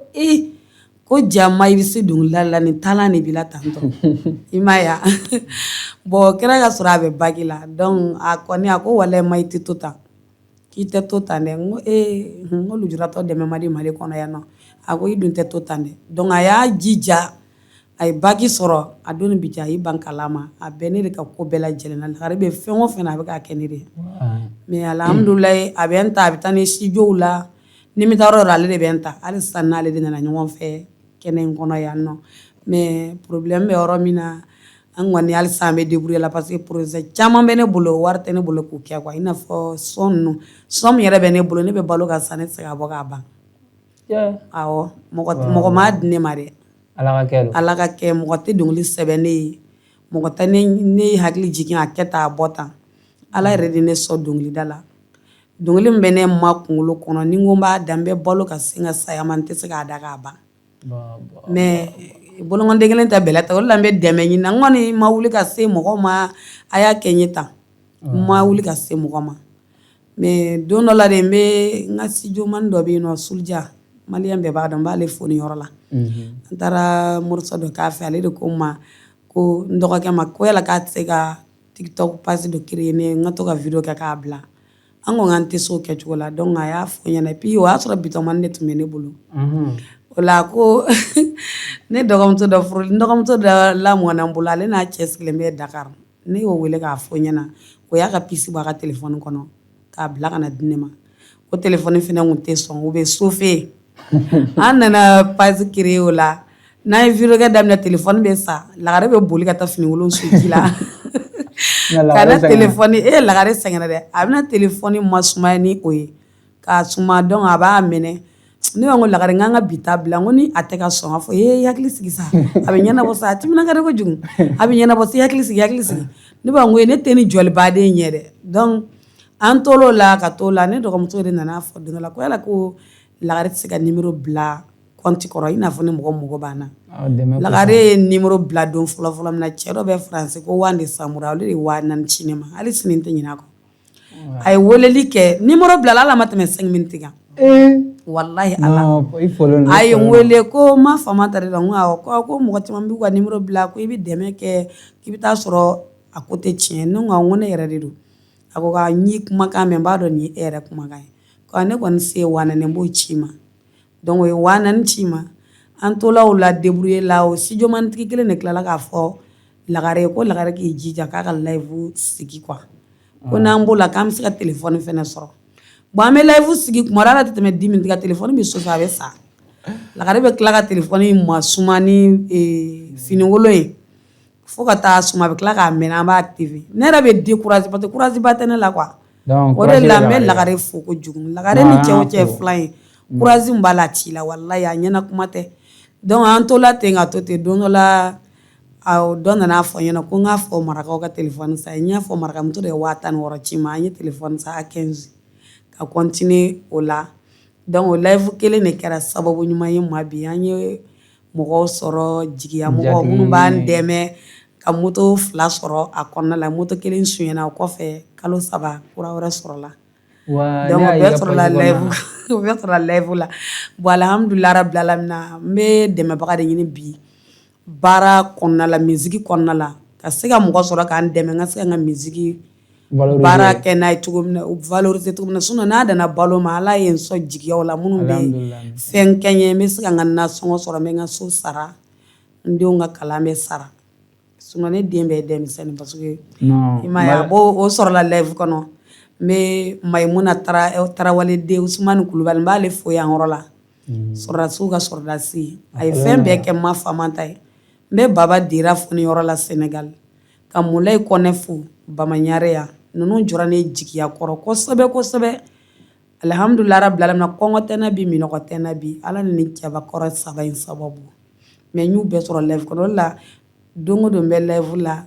ni mɔgɔ min taara fɔ ko ni muso in nege bɔ la n ko ne tɛ se ka kulonkɛ kɛ n ka live la koyi ala ye n sɔn jigiya la live de kɔnɔ n ma wuli ka mɔgɔ si sɛgɛrɛ minnu ye n sɛgɛrɛ u y'o sɔrɔ live la n fana y'olu sɔrɔ live la o de la hali ni don min man kɛnɛ n bɛ live kɛ k'a bila n ka kuma latigɛlɛ tɛ dɛ i b'a dɔn mɔgɔ i bɛ fɛn fɛn kɛ mɔgɔ dɔ bɛ sɔrɔ mun b'a lagosi mais kana labila mɔgɔ ye i yɛrɛ ɲuman ko i ye jatigi caman sɔrɔ a kɔnɔna na parce que bi bi in na n'i bɛ k'i dayirimɛ sɔrɔ fɛn min n'i ye mɔgɔ kumakan lamɛn n'i découragé n'i binna olu tila k'a fɔ e tun bɛ yen mais bi bi in na i tununa i y'a fɔ cogoya min na kana labila ayi ne t'a dabila dɛ ne ye diɲɛ don o don ne bɛ live kɛ o don tɛ n'i m'a kɛ wula fɛ n b'a kɛ su fɛ o don o don bɛ ten n bɛ musoba dɔ fo France Kadi Mariko ale ye jigiya ta ɲɛ kojugu ka pandow bɛɛ san ye kalo o kalo a bɛ n sama wari dɔ la wallahi donc n ye maa caman sɔrɔ live kɔnɔ waati kelen minnu b'a fɔ n ma hɔn mais n ye cɛbakɔrɔ 3 min fɔ sisan ayi n kɔni olu kɔni o ni mɔgɔ jɛ tɛ ne ye dɛ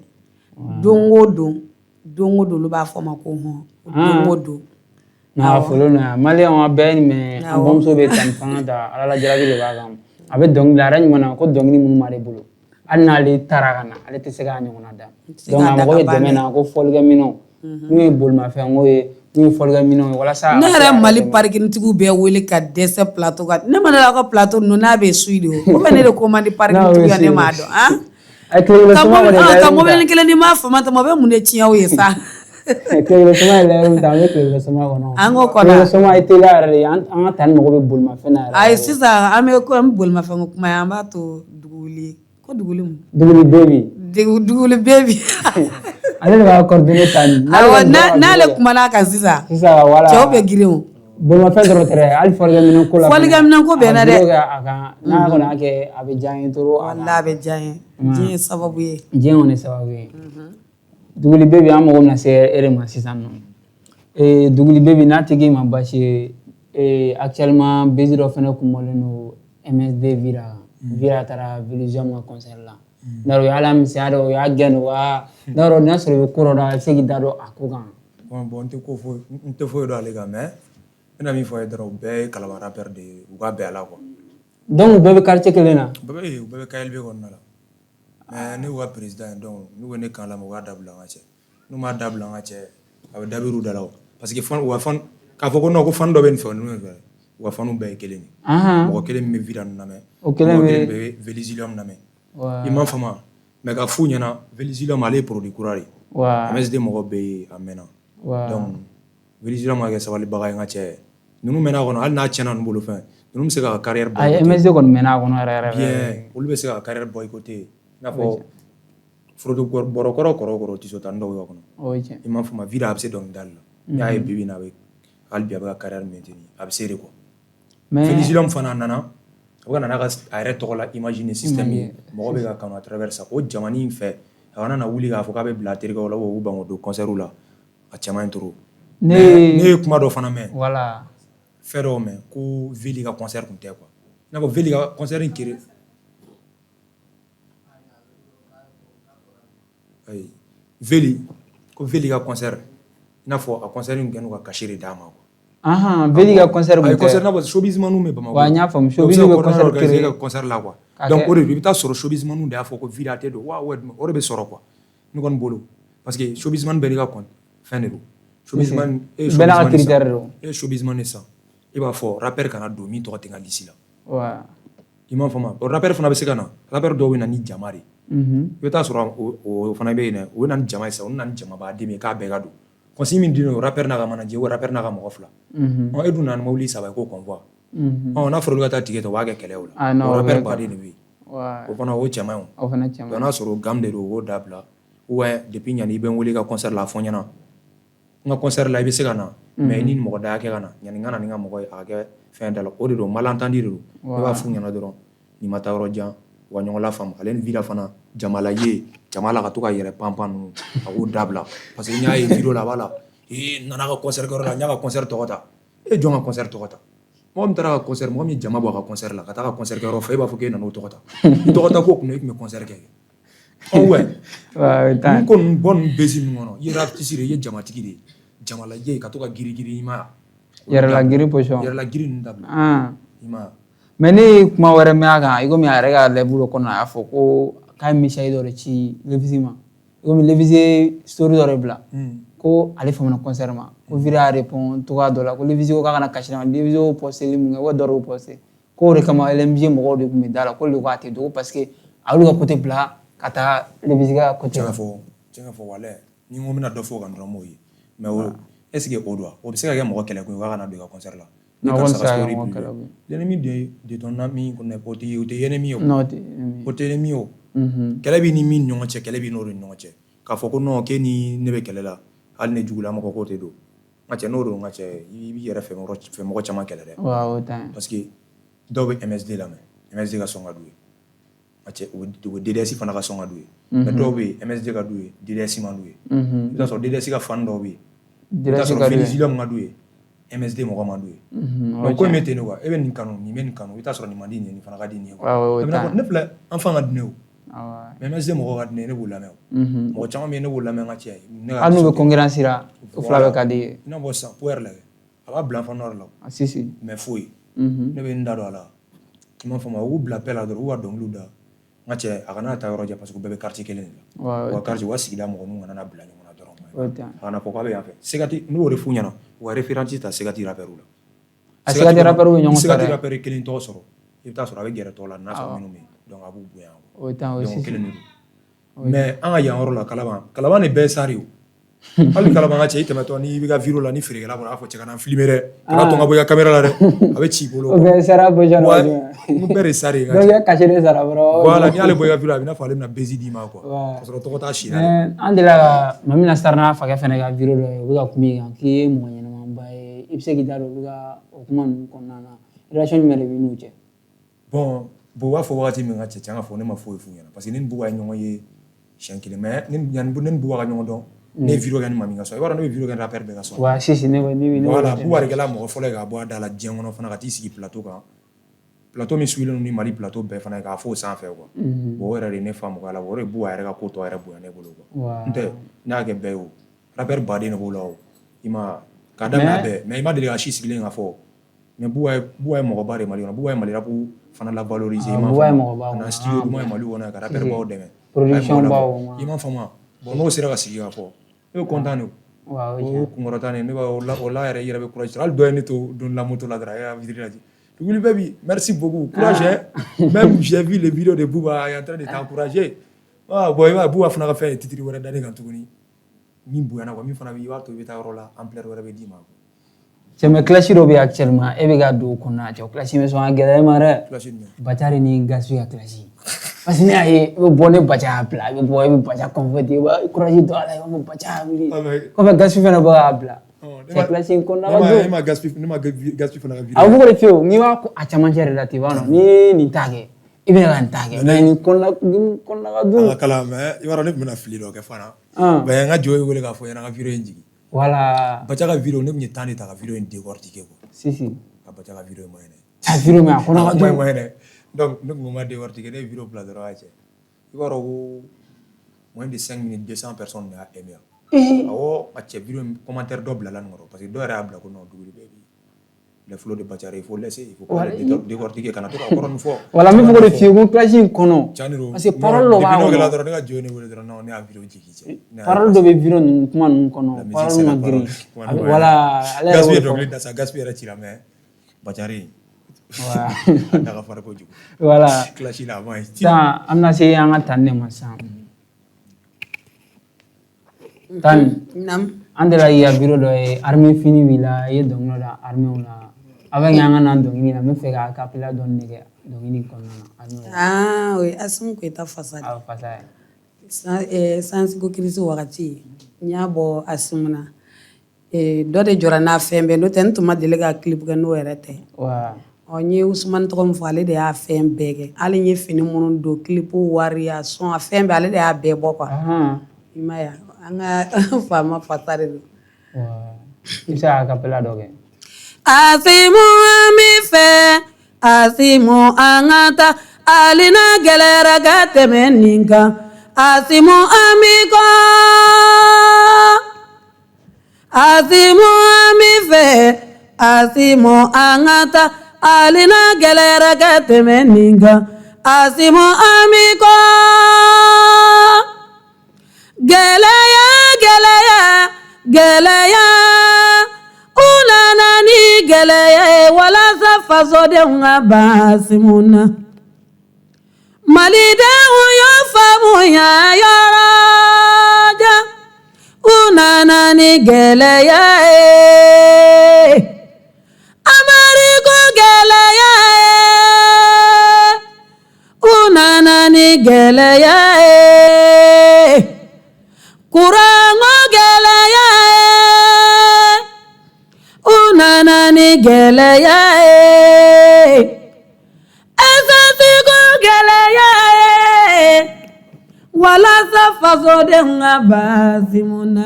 malidenw y'o faamuya yɔrɔ jan y'an ka Mali faama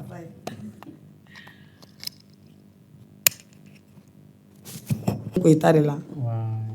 a clip kɛtɔ la donc n ye ten de don quoi parce que armée tɔgɔ b'a kɔnɔ videoman tɔgɔ b'a kɔnɔ karamɔgɔw tɔgɔ b'a kɔnɔ a dɔnkili a ka jan dɔɔni quoi parce que 5 minutes caman an ka jeunesse o bɛɛ tɔgɔ b'a kɔnɔ quoi parce que masakɛ si ka masaya tɛ diya fo k'a sɔrɔ jamana dɔnnibagaw b'i kɔ Mali karamɔgɔ bɛ Ala deli la don o don Asimu ye Non, o vidéo yɛrɛ an ye ne y'a dɔn cogo min na n ko Tani yɛrɛ n ko Jaba a bɛ jamana in fana suit a b'a fɛ puis a ye vidéo kɛ ka non a clip yɛrɛ bɛ YouTube kan. O de y'i ka clip fɔlɔ ni ka clip laban o de ka clip fɔlɔ ni laban ayi o ye fɔlɔ de dɛ laban wa. a bɛ fɛ k'a fɔ i ko ko ma clip wɛrɛ ma clip kɛ dɛ. Voilà n bɛ fɛ ka kuma o de kɛ ka direct ma clip kɛ o de kɛra n ka clip fɔlɔ ye mɔgɔ de ɲɛna ma k'o kɛ o de la n bɛ k'a fɔ n ko n bɛ dɛmɛ de ɲini ni ne sera ka mɔgɔ sɔrɔ mun bɛ se k'i jɔ ne ka musique ye ko wɛrɛ bɛ fɔ n ma fɔ man ta ko la sa. Tani e bɛ se ka numéro dɔ di i kanumɔgɔw ma mun bɛ fɛ k'i dɛmɛ a mana kɛ sira sugu fɛn fɛn kɛ i ka dɔnkilida kɔnɔna na i bɛ se ka numéro d'a ma walima n'a sɔrɔ dɔgɔkɛ de bɛna numéro di walima n'i yɛrɛ de b'a di. numéro 79 18 02 38. I bɛ se ka segin a kan tuguni. 79 18 02 38. Maliyɛnw a y'a mɛn n'a bɛ fɛ k'an bamuso dɛmɛ Tani ma faama ta a magoba de bɛ dɛmɛ na a ka musique canal kɔnɔna la a bɛ mobili ko kunna wa a bɛ fɔlikɛminɛnw kunna wa a mana kɛ dɛmɛ o dɛmɛ k'a bɛ musique kɔnɔ ani ka wari di n ka se ka clip kɛ o bɛ ka morceau caman bɔ tuguni na et puis studio ko canal dun fana wala production kɛlaw n'a bɛ se k'a wele fana a ka na voix fili a ka studio kɔnɔ a ka se k'a dɛmɛ n'o bɛ diya ye trop an bamuso mɔgɔw bɛ dɛmɛ ba de la an kɔrɔkɛ yɛrɛ bɛ an mun ye duguli bɛɛ bi sinon hali munna n ye dɔgɔnɔ deli mobili la n ye dɔgɔnɔ yɛrɛ deli du la Seydou Nantumɛ n ye Seydou Nantumɛ deli du la mɔgɔ 3 bɛ n wele k'u bɛ taa ni Seydou Nantumɛ ɲɛ yira a kɔni ma latigɛ a ka kɛ an ka se ka ɲɛ yira ɲɔgɔn na dɔgɔnɔw filɛ nin ye dɔgɔnɔw yɛrɛ de t'u mansaw bonya quoi o de problème ye sinon ne yɛrɛ ɲɔgɔn musokɔrɔba si jɛ bɛ n sigi réseau kan k'o deli tɛ n lamɛn o ka ɲi sinon Seydou Nantumɛ fila a bɛ se ka du di ne ma n k'a ka n bɔ luwanse la a y'a fɔ Seydou Nantumɛ ye k'a ka ne sɔn du la Edu se bɛ Seydou Nantumɛ ye k'a ka ne sɔn du la n ye n da live la k'a tigɛ k'a bila a diyara mɔgɔ ye mɔgɔ y'a lajɛ kosɛbɛ kosɛbɛ mais Seydou Nantumɛ man wele a ka mɔgɔ kɔni ye commentaire bila a kɔrɔ ko Seydou Nantumɛ yɛrɛ de ye Seydou ye an kɔni b'a ye fɔlɔ dɛ caman bɛ appel kɛ k'a fɔ min dɛmɛ an côté mɔgɔ ma minnu b'a wele yɛrɛ de si ɲuman sira kan k'a wele ka taa dɛmɛ yɛrɛ de ka taa ɲɛ yira a ka ɲɛnama yira mɔgɔ min na ou bien maa fama tɛ i bɛ fɛ ka clip min kɛ joli don ou bien maa fama ta financement ouais clip tournage kɛla dɔ bɛ ne bolo a bɛ se ka baara k'i ye an mago b'olu mɔgɔw de la voilà parce que mɔgɔ dɔw bɛ u b'i wele u y'i dakolo ja o tɛna foyi kɛ a banna dɛ dɔw yɛrɛ delila ka n wele ka ni clip kɛla passe ɲɔgɔn ma ka fɛn bɛɛ kɛ k'a ban ka don fɔ a don tɛmɛna ka heure se ka ko bɛɛ kɛ an ka wele ka dɛsɛ an ma se k'a sɔrɔ bilen o bɛɛ kɛra anw na c'est à dire a ko ka ca quoi o de la hali an ma se ka i tɛ se ka da mɔgɔ la fo n'i ye mɔgɔ min ta ye a bɛɛ émission ka taa a kuncɛma yɔrɔ ma an bɛ micro passer Duguli Baby ma a fana b'a ka kumakan laban fɔ émission in kan n'a ka numéro ni mɔgɔ bɛ Duguli Baby la publicité canal a n'a su yɛrɛ ɲuman k'i bɛ showbiz fana kɛ ma show canal kɔnɔna na donc ka fɔ ɲɛna i n'a fɔ an ba y'a fɔ cogo min na k'a mago bɛ dɛmɛ de la maliyɛn den bɛɛ dɛmɛ man dɔgɔ dɛ a wali n'i se k'a ta studio la projet minnu b'a bolo k'olu k'a ye donc aw bɛɛ welelen don clipukɛla minnu bɛ sketch video kɛ donc i se ye min ye donc i k'o de kɛ donc a ma fɔ ko min kana k'i kana wariba di mais k'i k'ale dɛmɛ a ka musique ko la carrière la donc moyen de déplacement ko fana b'a la ale ni fɔlikɛminɛnw donc ko maliyɛn den bɛɛ k'a dɛmɛ bon o ka tile kelen so ma fɔ cogo min na bon cɛ min don an m'a tɔgɔ mɛn k'a ye kuma fɔ k'a m'a kɛ ayi non a ka dɔgɔ yɛrɛ a b'a kɛ a ye mɔgɔ caman wele ka bago ma dɔrɔn ka mobili d'u ma bon n'a ko k'a b'a kɛ a b'a kɛ an b'a ala deli dɔrɔn ala k'o don yira na amin ala ka ko in ɲaga d'an bɛɛ ma an ma ala yɛrɛ deli ala k'an bamuso fana yɛlɛ yɔrɔ la an ma sigi ni min ye maliyɛn den bɛɛ welelen don amin voilà i bɛ se k'i da don i yɛrɛ ka projet d'avenir la projet minnu b'i bolo parce que an delila k'i ye événement dɔ kɛ ko Miami voilà Vascolor i delila k'o kɛ n'a sɔrɔ showbiz ɲɔgɔnna dɔ b'i bolo fête ɲɔgɔnna dɔ b'i bolo ka na i bɛ se k'i da don olu kɔnɔna na bon a dɔ bɛ nalen mais ma date fixe fɔlɔ o bɛna kɛ même lieu wa bon a bɛ se ka kɛ même lieu a bɛ se ka kɛ lieu wɛrɛ quoi yɔrɔ min ka di maliyɛn ko kelen a bɛ ka kɛ kuma bɛɛ a nege bɔlen parce que dɔw yɛrɛ cité trop masi bɔra yɛrɛ dɔw yɛrɛ n ka cɛ ala ye jama di yan yɛrɛ de n ka cɛ n dabali banna o la donc i ma sigi ni nin non n ma sigi n'o jama ye n ka cɛ mais an bɛ ala fo quoi alhamdulilah an b'a fɔ an bɛ ala fo i ma bon aw yɛrɛ fana ye mɔgɔ duman n'o tɛ a wagati n ye média caman contacté u bɛ fufu ni fɛnw kɛ o sisan ne b'i contacté ka bɛnna aw bɛna n'an ka téléso yɛlɛma wagati an ma se ka émission kɛ a wagati ouais mais non n yɛrɛ y'a ye n ka cɛ olu de olu tɛ n ka cɛ ko in mɛ ye quoi ko in kɔni bɛ n m'a faamu n ka cɛ ka min f'u ɲɛna mɔgɔ si kana n'a fɔ k'i bɛ concert kɛ k'i b'i jigi ka taa sigi média sanfɛ k'a fɔ i bɛ polémique de créer ma cɛ ni min ye b'o tɔnɔ de sɔrɔ si o ta ma fɔ ma mɔgɔ de y'i yɛrɛ ye quoi n'i ye duman kɛ ni mɔgɔ b'a lamɛn n'i ye concert organiser mɔgɔ bɛ taa quoi aw bɛ taa mais n'i ma taa sigi plateau de kan n bɛ se ni karisa yɛrɛ ne de ye Mali rap fɛn bɛɛ yɛrɛ o i bolo i bɛ taga jugulamɔgɔ de san ka di yɛrɛ ma si ma n'i taara plateau kan dɔrɔn kuma fɔ a fɔcogo la wala fɔ a fɔcogo la i m'a faamu donc o de bɛ ne bolo ka fɔ n'o tɛ projet foyi tɛ ni min mago bɛ numéro la 96 37 02 85 i bɛ se ka segin a kan tuguni 87 37 96 37 02 85 sinon ma fɔ k'a bɛ Bakaren ta yɛrɛ Bakaren ta ka numéro numéro de tali ma a fana y'a da la ka projet da numéro ka ca numéro falen ni fɔ i bɛ ɲinɛ a kɔ quoi i m'a faamu o b'a kɛ ma numéro tali ma falen anw ma dɛ ne bɛna tila ka lagare bila k'i wele awɔ kan i bɛ se k'i da don i ka projet mun kana ni clip de bɛ kana ou son de bɛ kana ou concert de bɛ kana i da don olu ko ninnu na ka ɲɛfɔ bon ne kɔni ta ne sigilen bɛ ka dɛmɛ de makɔnɔ n'o tɛ ni ne ye dɛmɛ sɔrɔ ne pɛrɛlen bɛ a bɛɛ de kama a bɛɛ a maliyɛnw a ye nin mɛn walayi ne pɛrɛlen don a bɛɛ de kama ni ne ye mɔgɔ sɔrɔ ka n dɛmɛ kɔni n pɛrɛlen don a bɛɛ kama clip an kɔrɔkɛw caman bɛ yen minnu fana sare petit gima ninnu ani kilaba ninnu u bɛ mɔgɔ caman dɛmɛ an ka foli bɛ s'aw fana ma an bamuso mago bɛ dɛmɛ na n'a sɔnna émission a ka d'anw ye a kɛrɛfɛmɔgɔ minnu k'a ye u b'a wele u ka taa dɛmɛ a bɛ diya an ye trop an bamuso mago bɛ dɛmɛba de la kosɛbɛ inchallah ala k'a ɲaga d'an ma amin kɔni mago bɛ maliyɛn bɛɛ ka dɛmɛ la Mali kɔnɔ Mali kɔ kan n bɛ n kanubagaw fo minnu fana bɛ n dɛmɛ n ka live kɔnɔ ka to ka dɔɔni ci ma n b'a bɛɛ lajɛlen fo ala ka caman bila bɛɛ ta yɔrɔ la ala kana kɛ mɔgɔ si ma fitiriwale dugawu don n'o tɛ n tɛ fitiriwale ala émission sera ku caman kuma dɔ fana bɛ n bolo ka fɔ ɲɛ b'a la Sikasokaw ni Segukaw bɛ ɲɔgɔn na a cɛ kɔrɔ ko Segu de ka ɲi ni Sikaso ye n bɛna min fɔ aw ɲɛna n'an Sikasokaw y'an ka datugu mɔgɔ tɛ dumuni kɛ Bamako dɛ an b'a mɛn ko kɛnɛdugu wa n'a bɛɛ bɛ daminɛ an de fɛ yen fɔlɔ n'a ma bɛ ka malo dun n'a ma bɛ ka pomme de terre dun a bɛ ka woson dun o bɛ ka lafiya n ko Sikaso de don a tɛ se ka kɛ yan tuguni yan kow bɛɛ tiɲɛna donc ka fɔ aw ɲɛna Sikaso de ye capitale région wa cogo min capitale deuxième capitale ye Mali bɛɛ quoi i m'a fɔ ma an yɛrɛ a tɛna mɛ an bɛ Sikaso kɛ capitale an ka uni baara faso Malidenw ni baara ni sela Sikaso woso ma dɛsɛ ku ma dɛsɛ pomme de terre ma dɛsɛ Sikaso ka yɛrɛ nin bɛ dɛ Tane parti pris an ye sa aéroport bɛ Sikaso ensemble de théâtre la ay Sikaso k'u kun labɔ n'a jara Sikaso a kunna bɔ a jesi dɔ kɛ tani ye ni tani ŋa ye dɔrɔn ko a ye fasa min dɔ ko jara ye a jesi dɔ kɛ tani ye u snapu kɛ nin Sikaso bɛɛ ka snapu kɛ nin de duguli yɛrɛ fɛnɛ ka nin yɔrɔnin tigɛ a ka biri a kɔrɔ a ka Sikaso bɛɛ wele tani bɔra ka fasa duman da o la sisan Segukaw n'a fɛnɛ aw mago bɛ nin ɲɔgɔnna na tani ŋa numéro b'a ka page kɔnɔ m'a faamu ta a ka taa contacter a ka dɛmɛ k'a ye a fɛnɛ ye nin ɲɔgɔnna tout abonné je viens de Segu u b'a bila commentaire la voilà je viens de Segu et puis fɛnɛ u abonné u ka tani dɛmɛ fɛnɛ ni Sikaso sela ka ko kɛ mana wolo min an b'o ye aw yɛrɛ kulo b'a fɔ yɛrɛ de bɛ maa faama ta kɔnɔ Sikaso vidéo kɔnɔ aw yɛrɛ bɛɛ ɲɛ bɛ nin na dɛ awɔ aw ko waritigi b'a bolo ko beleleden minnu b'aw fɛ yen k'o tɛ Segu yɔrɔ donc ka fɔ Sikaso pomme de terre kɛnɛ de bɛ yen logo de bɛ yen ŋanaw fɛnɛ bɛ yen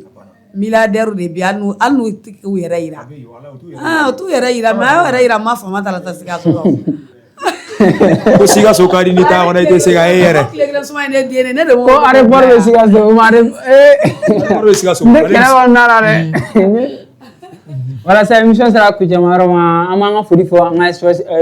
sponsor belebeleba n'o ye Espace Balbi yɛrɛ et puis ampoule b'u fɛ yen électronique minɛ baden de b'u fɛ ni mago bɛ télé la ni mago bɛ panneau na ni mago bɛ climatiseur la électronique minɛ fɛn fɛn mago b'a la téléphone duma iPhone Tecno Samsung a bɛɛ bɛ sɔrɔ o fɛ ko ne ka baara kɛ téléphone tiɲɛnen don Balbi i yɛrɛ bɛ émission in lajɛ Balbi ne ka baara kɛ téléphone tiɲɛnen don k'a ka baara kɛ ne ka téléphone privé de sisan n ka baara kɛ numéro donnen b'o de kɔnɔ o dun o tɛ ne arranger tile b'a appelé Balbi o la sisan an bɛ rond-point Wizi de wele o rond-point Wizi ayi an ka Balbi wele nin yɔrɔ Balbi bɛ wele mais an ka rond-point Wizi wele fana an ka Balbi wele Balbi bɛ se ka dɛmɛ kɛ yɔrɔ la voilà Senu Balbi ɲamana Balbi n'a y'a di ale de ta ni bɛɛ ni teleso ale de ta ye o bɛɛ et puis fɛnɛ a bɛ couture fɛnɛ kɛ a tisiw b'a bolo tan tisi ɲuman b'a fɛ ko Samsung kelen dɔrɔn bɛ ne bɔ Balbi ye nin mɛn ko Samsung kelen b'a fɛ sinon an bɛ live ni video kɛ ni téléphone min ye Balbi kɛɲɛ ba belebele Balbi ye émission lajɛ Balbi kan dɛmɛ an b'an ka video n'an ka live kɛ ni o ye mais n ka baarakɛ numéro bɛ téléphone kɔnɔ o de tiɲɛna o dun sanni bɛ san joli bɔ sa o kɔni o banna pewu Chèque yɛrɛ bɛ bila o ko ɲɛma chèque bɛ lase Balbi ma Balbi i yɛrɛ ye kuma in bɛɛ mɛn et puis fɛnɛ ka dɛmɛ lase tan ma a bɛ diya an ye trop yɛrɛ n'a mago bɛ espace Balbi la u ka numéro 77 36 56 72 a se k'u contacter et puis fɛnɛ u bɛ tisiw kala tisiw bɛ feere u fɛ a kana ɲinɛ électronique minɛ baden m'u fɛ an yɛrɛ Balbi TV fɛnɛ ni mago b'a na k'an sponsoriser an ka numéro fɛnɛ bɛ yen ko Samsung kara yɛrɛ ni mago bɛ Balbi TV fɛnɛ an ka numéro fɛnɛ bɛ 91 91 03 00 i bɛ se k'an contacter ciao.